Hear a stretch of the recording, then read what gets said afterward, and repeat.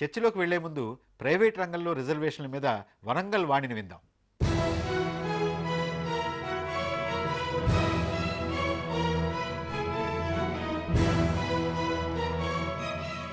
రాబోయే రోజుల లోపల ప్రపంచ బ్యాంక్ యొక్క నియమ నిబంధనలు అనుకోండి, వేరే ఇతరత్ర పాలసీస్ ప్రకారంగా ఈ ప్రభుత్వ సంస్థలు కనుమరుగయ్యే పరిస్థితి వస్తుంది. కాబట్టి ప్రత్యామ్నాయంగా ప్రైవేట్ సెక్టర్లోనే ఎన్నో జాబ్స్ వస్తున్నాయి. కాబట్టి ఆ పరిస్థితులలో చూస్తే మాత్రం ఆ కోణం నుంచి మరి ఈ సమాజంలో వెనుకబడిన వర్గాలకు మరి లబ్ధి చేకూర్చాలంటే మరి అది మన రాజ్యాంగ నిర్ణేతలు నిర్వహించిన దానికి అనుగుణంగానే మనం వారిని ఆదుకోవాల్సినటువంటి పరిస్థితి వస్తుంది. కాబట్టి ఆ పరిస్థితులలో తప్పకుండా ప్రైవేటీకరణలో కూడా రిజర్వేషన్ ఉంటే బాగుంటుంది.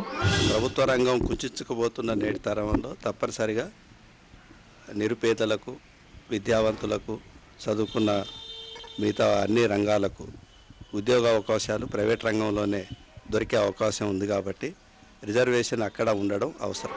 సరళీకరణ, ప్రైవేటీకరణ, ప్రపంచీకరణ సాగుతున్నటువంటి మొత్తం నేపథ్యం లోపల ప్రభుత్వ ఉద్యోగాలు అనేటువంటివి రోజు రోజుకు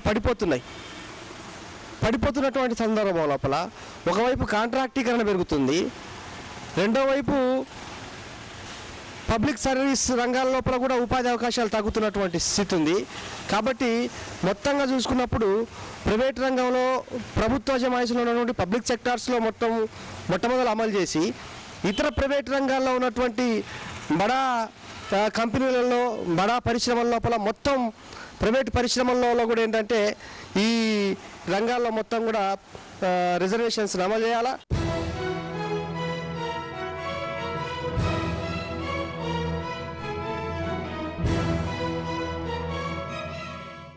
డాక్టర్ హనుమాన్ చౌదరి గారు, ఇన్ని కంపెనీలు ఇంత స్పెషలైజ్ ఉన్నప్పుడు ప్రతి ప్రైవేటు ఇండస్ట్రీ కూడా అన్నీ ఈ సామాజిక సమానత్వం కోసం ఎలా పనిచేస్తుంది? వాళ్ళ దగ్గర గొప్పతనం ఉన్నదా? డబ్బు తీసుకోండి వాళ్ళ దగ్గర. ఇందాక ఐలే గారే చెప్పారు, ఎందుకంటే ఇంత డబ్బు తీసుకుని వీళ్ళ దగ్గర నుంచి కాలేజీలు పెట్టవచ్చు, స్కూళ్ళు పెట్టవచ్చు, గ్రామాల్లో పెట్టవచ్చు, ఇంగ్లీష్ మీడియం పెట్టవచ్చు, అందరూ వెళ్ళదు. That is correct. ఒకటి, ఉద్యోగం ఇవ్వడానికి మాత్రం సంసిద్ధత లేదు. ఎందుకు లేదు? ఇప్పుడు if the intelligence is there, if he's qualifying, which ప్రైవేట్గా ఏ కంపెనీ తీసుకోదంట. ఏ కంపెనీ ఎందుకు తీసుకోదంట? ఈయన తీసుకోకుండా నా అల్లుడిని తీసుకుంటే నా కంపెనీ బతుకుతుందా? మేనేజ్మెంట్లో తీసుకోవచ్చు నా అల్లుడిని. ఇందాక వెంకటస్వామి గారు చెప్పినట్టు లెక్కలు డొక్కలు నేను చేయడం కోసం నాకు పైన మాత్రం నా చుట్టాలను పెట్టుకోవచ్చు. 30,000 మంది పని వాళ్ళు ఉంటే టీసీఎస్లో ఎంతమంది చుట్టాలు, టాటా చుట్టాలు ఉన్నారు? అటువంటిది కాదనమాట. ప్రైవేట్ కంపెనీలో కావాల్సింది ఏంటంటే తన ధర్మాన్ని ఏ విధంగా నెరవేర్చుకుంటుంది. తన ధర్మం ఏంటంటే పోటీని తట్టుకొని లాభాలను ఎక్కువ చేసుకుని షేర్ హోల్డర్స్కి లాభం చేయటం. దాని మీద మనం ఏం చేస్తుంటే, మీరు ఈ దేశంలో పుట్టారు, ఈ దేశం యొక్క మేధా సంపదను ఉపయోగించుకుంటున్నారు, కాబట్టి 5%, 10% తీసుకుని అద్భుతమైన ఎడ్యుకేషన్ డిపార్ట్మెంట్ క్రియేట్ చేస్తాను, ఇది ప్రైవేట్ యూనివర్సిటీ పెడతాను, షెడ్యూల్డ్ కులాల కోసమే యూనివర్సిటీ పెడతాను, వారి కోసమే ట్యూషన్ చెప్పిస్తాను అని చేయించడం. రెండో విషయం, ఇందాక ఏమన్నారంటే ఆకలితో చచ్చిపోతున్నారు, ఎంతోమంది ఒక్కొక్క పెళ్లికి ఎంత ఖర్చు పెడుతున్నారు అన్నారనమాట అండి. ఒకప్పుడు సార్ ఆల్ ఇండియా కాంగ్రెస్ కమిటీలో జయప్రకాష్ నారాయణ గారు వెళ్ళి సోషలిజం కావాలని ఒక లెక్చర్ ఇస్తున్నారనమాట అండి. ఈ బిర్లా దాల్మియా టాటా, బిర్లా దాల్మియా టాటా అంటే అయిపోయిన తర్వాత సర్దార్ పటేల్ గారు వాటేసుకుని చాలా అద్భుతంగా చెప్పావయ్యా అని జేబులో నుంచి ఒక 4 అణాలు తీసి ఇచ్చాడు ఆయనకి. ఏంటన్నాడు, నువ్వు చెప్పింది నాకు చాలా సమంజసంగా ఉంది, వాళ్ళ యొక్క సంపత్తిని అంతా కూడా కూడాను, దాన్ని 40 కోట్లు పెట్టి విభజించాను, తలా 4 పైసలు వస్తుంది, 4 అణాలు వస్తుంది, తీసుకుంటే మేము మా దరిద్రం తీరుతుందా? అదేవిధంగా వీళ్ళందరి యొక్క సంపత్తిని తీసేసుకుని పంచుకున్నట్టయితే మనకేమొస్తుందండి? దానికన్నా కూడా అన్నిటికన్నా తరగని సంపద ఏదంటే చదువు చదువు చదువు. కావాల్సింది ఏంటి? అర్హత కావాలి, అవకాశం కావాలి. అర్హత కోసం సార్ అర్హత కోసం చదువులు చెప్పించమంటున్నా. ఎంత ఖర్చైనా సరే, ఎంత భారానైనా కంపెనీ మీద వేయండి. తర్వాత అవకాశం కోసం మనం schedule caste, minorities, finance corporation పెట్టామా? చదివించే పని చేయండి, ఇంకా డబ్బే ఉండే అందరికీ కూడా అవకాశాలను కల్పించండి. ఈ విధంగా మనం తీసుకొస్తాం. కానీ వెరీసారి హనుమాన్ చౌదరి గారు, ఇవన్నీ ఏది ప్రైవేట్ సెక్టర్ వాళ్ళు చేస్తున్నారు, నాతో మాట్లాడకండి. ఇదంతా ఇన్కమ్ ట్యాక్స్ దొంగతనం చేస్తుంది పెడుతున్నారు, not for public sake. There exemption for the income tax. ఇది పెట్టమని పెద్ద చెప్తున్నారు, సేవ ప్రభుత్వం చేస్తున్నాం అన్నట్టు కాదు. పెట్టమని కాదు, నేను వాళ్ళ పెట్టమని సేవ చేసుకుంటాను. సార్ నేను పెట్టమని చెప్తున్నాను నేను. చట్టాన్ని తీసుకొచ్చి ప్రొఫెసర్ 10% తీసేసుకోండి. చౌదరి గారు ఒక్క నిమిషం. ప్రొఫెసర్ ఐరయ్య గారు, ఒక దేశంలో ఇండస్ట్రీస్ ఉత్పత్తి చేసేది, ఆ ఉత్పత్తికి మార్కెట్ సృష్టించడం, ఆ మార్కెట్లో ప్రజలే ఉంటారు. మళ్ళీ మెజారిటీ మార్కెట్ భారతదేశంలో ఎస్సీ ఎస్టీ బీసీల కొనుగోలు మార్కెటే. కానీ ఉత్పత్తి రంగంలో, మేనేజ్మెంట్ రంగంలో వాళ్ళకి స్థానం లేదు. ఇప్పుడు మేనేజ్మెంట్ తన కొడుకుని అల్లుని ఏ డిగ్రీ లేకున్నా తీసుకొచ్చి మేనేజర్ని చేస్తున్నది. అట్లా దళితుల్ని ఏ డిగ్రీ లేకున్నా తీసుకొచ్చి చేయమని చూద్దాం. దానికి ఏం డిగ్రీ లేదు, క్వాలిఫికేషన్ లేదు, కేవలం మేనేజ్మెంట్లోకి అయితే ఎవరినైనా తీసుకొస్తున్నారు. మరి వీళ్ళకి ఇస్తారా? సోషల్ బాధ్యతను తీసుకొని ఇవ్వరు. అందుకని ఒక వాదన ఏమొస్తున్నది అంటే 56 ఏండ్లు ఈ ప్రైవేట్ ఇండస్ట్రీ ఏ బాధ్యత తీసుకోలేదు, సమానత్వం కోసం ఆలోచించలేదు, వాళ్ళంతటా వాళ్ళు ఎస్సీ బీసీలకు ఎస్టీలకు స్థానాలు ఇవ్వలేదు, ఏ స్థాయిలో కూడా ఇవ్వలేదు, ఇవ్వగలిగిన స్థాయిలో కూడా ఇవ్వలేదు. కనుక ప్రభుత్వం ఇంటర్వ్యూన్ అయ్యి చట్టం చేయాలి, రిజర్వేషన్ అక్కడ అమలు చేయాలి. అయితే నేను ఇంకో పాయింట్ ఏమంటున్నానంటే ఎక్స్పెరిమెంట్ చేసి చూద్దాం, ఎంత ఎఫిషియన్సీ పడిపోద్దో, ఎంత నష్టం వస్తుందో. నా దృష్టిలో ఎఫిషియన్సీ పడిపోవడానికి ఆస్కారం లేదు, నష్టం రావడానికి ఆస్కారం లేదు. కానీ కనీసం ఎంట్రీని అంగీకరించడానికి కూడా ఇండస్ట్రీ ఎందుకు భయపడుతున్నది? అంత కొంపలే మునిగిపోతున్నాయి ఇవాళ. ఈ భారతదేశపు ఇండస్ట్రీ ఏ ఇండస్ట్రీతో పోటీ పడతలేదు ప్రపంచంలో. ఇప్పుడంతా అప్పర్ కాస్ట్లే ఉన్నారు. యూనివర్సిటీలలో అప్పర్ కాస్ట్లు ఉండగా ప్రపంచంలో నా పుస్తకాలు ఏం రాయలేదు, దేశానికి జ్ఞానాన్ని అభివృద్ధి చేయలేదు, అట్లాగే ఇండస్ట్రీలో ఏం చేయలేదు, డాక్టర్స్ మనోళ్ళు పోయి ప్రపంచాన్ని మార్చలేదు. కనుక అంత పెద్ద కొంపలు ముంచుకుపోయేది లేదు. రిజర్వేషన్ కూడా ఎక్స్పెరిమెంట్ చేసి చూద్దాం, ఒకవేళ నష్టం వస్తే అప్పుడు ఆలోచిద్దాం. Why not you open for doctor Hanuman Chaudhary గారు, ఎందుకు దీన్ని వ్యతిరేకించారు? ప్రభుత్వంలో ఎవరు వ్యతిరేకించమని చెప్పడం లేదు.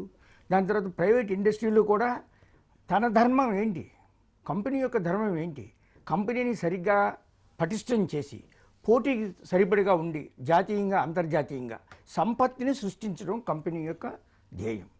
సామాజిక న్యాయాన్ని తీసుకురావాల్సినటువంటి ఇందాక నేను చెప్పాను, హాస్పిటల్ డిపార్ట్మెంట్ హాస్పిటల్ చేయమనండి. అదేవిధంగా సామాజిక న్యాయాన్ని తీసుకురావడం అనేది ప్రభుత్వంలో ఒక డిపార్ట్మెంటో 4 డిపార్ట్మెంటో కలిపి చేయండి. వీళ్ళ దగ్గర తీసుకోండి. సంపత్తిని ముందు సృష్టించాలి. ఆ సంపత్తిని ఏ విధంగా వినియోగిద్దామంటే లెజిస్లేచర్ ఉంది, ఇంకేదన్నా ఉంది. అన్నిటికన్నా కూడా అద్భుతమైనటువంటి వనరు ఏంటి? విద్య, సంస్కృతి, ఈ 2 కావాలన్నమాట అండి. చౌదరి గారు ఒక్క విషయం సూటిగా, ప్రైవేటు రంగం కూడా ఎంతో అంతో సామాజిక బాధ్యతని పంచుకోవాలనంటే ఏం చేస్తే బాగుంటుంది? ఏది ప్రైవేటు రంగానికి ఆమోదయోగ్యము? ఆర్థిక పరంగా చేయవలసిందే కానీ వేరే పద్ధతిగా వాళ్ళు చేయలేరు. ఆర్థిక పరంగా అంటే వాడికి వచ్చినటువంటి రెవెన్యూలోనూ ప్రాఫిట్ అంటారని నేను, వాళ్ళకి వచ్చినటువంటి రెవెన్యూలో తీసుకుని మానవలను మింపొంది చేసినట్టయితే ఆర్థికంగా ఇండస్ట్రీస్ నడిపించడానికి రిజర్వేషన్కి ఏం సంబంధం అండి? రిజర్వేషన్ లాస్ట్ లో పోతుందా? చౌదరి గారు మీరు ఒక్కటి ఆలోచించండి. ఎక్స్క్యూజ్ మీ, ఇప్పుడు ఏదైతే రిజర్వేషన్ పెట్టగానే వాడు లాస్ట్లో పోతాడా అని ఎవరికైతే అర్హత ఉందో తీసుకోవటం లేదని చెప్తున్నారా? కాదు, ఎవిడెన్స్ ఏ చెప్పండి. ఇప్పుడు మండల్ మూవ్మెంట్ వచ్చినప్పుడు మెరిట్ వల్ల నష్టపోతారని చెప్పారు. నేను 2 విషయాలు చెప్తాను. ఒకటి, ప్రభుత్వ రంగంలో రిజర్వేషన్ అప్పుడు కూడా చాలామంది మెరిట్ సమస్య ఆర్గ్యూ చేశారు, ఎఫిషియన్సీ పడిపోద్దని ఆర్గ్యూ చేశారు. కానీ ప్రభుత్వ రంగంలో ఇండస్ట్రీస్ ఫెయిల్ అయ్యి అక్కడ ప్రొడక్షన్ లేక వాటిని ప్రైవేటైజ్ చేయాల్సిన ఇండస్ట్రీస్ అన్నిటినీ అప్పర్ కాస్ట్లే మేనేజ్ చేసినాయి. వాళ్ళ ఎఫిషియన్సీ ఏమైంది? ఎన్ని ఇండస్ట్రీస్ అరుణ్ శౌరి అమ్మాడు? అక్కడ ఎవరు ఎస్సీ ఎస్సీ బీసీలు ఏమన్నా మేనేజ్మెంట్లో ఉండి వర్కింగ్లో ఉండి చెడిపోయినాయా? ఈ అప్పర్ కాస్ట్లే ఏమీ ఎఫిషియన్సీ చూపెట్టలేదు. ఇవాళ దళితులకు బీసీలకు ఎఫిషియన్సీ లేదనే హక్కు వాళ్ళకు లేదంటున్నాను. రెండవది నేను అనేది ఏంటి అంటే, ముందు గ్రేస్ఫుల్గా ప్రైవేట్ రంగం రిజర్వేషన్ ప్రిన్సిపల్ మీద ఒప్పుకొనివ్వండి. ఒప్పుకున్నాక ఎంత శాతం ఇవ్వాలి, ప్రభుత్వ రంగంలో ఉన్న శాతం ఇవ్వాలా లేదా దాని మీద డిపెండ్ చేద్దాం. రెండవది, వెంకటస్వామి గారు చెప్పినట్లు మేమందరం అంటున్నట్లు ప్యారలల్గా ఇన్స్టిట్యూషన్స్ను ఈ ఎస్సీ ఎస్టీ బీసీల కోసం పెట్టమనండి. ఉదాహరణకి ఎస్సీల కోసం ప్రత్యేకంగా ఒక మేనేజ్మెంట్ స్కూల్ను స్టార్ట్ చేయమనండి, ఎస్సీల కోసమే. దానికి ఎవరికి అభ్యంతరం లేదు, వాళ్ళు చేయట్లేదు. అదే సరే, వాళ్ళు చెయ్యరు. ఎస్సీల కోసమే అంటే వాళ్ళ కోసమే ఎందుకు చేయాలి అనే ప్రశ్న వస్తుంది. ప్రభుత్వమే ఎందుకండి, వాళ్ళు పెట్టమని డబ్బు తీసుకోండి. వెంకటస్వామి గారు, చట్టం ఎందుకు అవసరం అంటే కొంచెం భయం ఉండాలి. ఇది దేశం కొరకు చేస్తున్నాము, నాట్ ఫర్ ఎస్టీస్ కొరకు. దేశంలో ఉండేటువంటి డిస్పారిటీ ఆఫ్ లైఫ్కు మనం స్టాండర్డైజ్ చేస్తున్నాము. ఒక లెవెల్కి తెస్తున్నాం అన్న ఉద్దేశం మేనేజ్మెంట్కు రావాలి. అందులో తన ఇండస్ట్రీస్ను వీళ్ళకి రిజర్వేషన్ పెట్టినందువల్ల లాభాలు రావన్న మాట నేను ఒప్పుకోను. ప్రైవేటు రంగంలో రిజర్వేషన్లు ఉండాలా వద్దా అనేటువంటి అంశం మీద మన సమాజంలో మరింత లోతైన విస్తృతమైనటువంటి చర్చ జరగాల్సినటువంటి అవసరం ఉంది. ప్రైవేటు రంగంలో రిజర్వేషన్లు అని అంటే ఇది సామర్థ్యానికి సామాజిక స్పృహకి మధ్యన ఉన్న వైరుధ్యంగా మనం గమనించడం మాత్రం అంత మంచిది కాదు, సబబు కాదు. అణగారినటువంటి ప్రజలకి తరతరాలుగా నిర్లక్ష్యానికి నిరాదరణకు గురైనటువంటి వారికి ప్రభుత్వ రంగంలో లేనటువంటి అవకాశాలు సన్నగిలుతున్నటువంటి నేపథ్యంలో అణగారినటువంటి వర్గాల వారికి ఇంతవరకు లభించినటువంటి అవకాశాలు ప్రభుత్వంలో తగ్గుముఖం పట్టడంతో ప్రైవేటు రంగంలో ఏ రకంగా వారికి మనం స్థానం కల్పించవచ్చు అనేటటువంటి విషయం మీద మనం చర్చించాల్సినటువంటి అవసరం ఉంది. దీన్ని ఏ రకంగా అమలు చేయాలి అనేటటువంటి దాని మీద విధి విధానాల్ని నిర్ణయించాల్సినటువంటి అవసరం ఉంది. ఇది సబబా కాదా అనేటటువంటి చర్చ కన్నా దీన్ని ఎవరికీ నష్టం లేకుండా వారి యొక్క పురోభివృద్ధికి దోహదపడేలాగా ఎలా చేస్తే బాగుంటుంది అనేటటువంటి దాని మీద మనం చర్చిస్తే సమంజసంగా ఉంటుంది అనేటువంటిది అందరూ అనుకుంటున్నటువంటి అభిప్రాయం.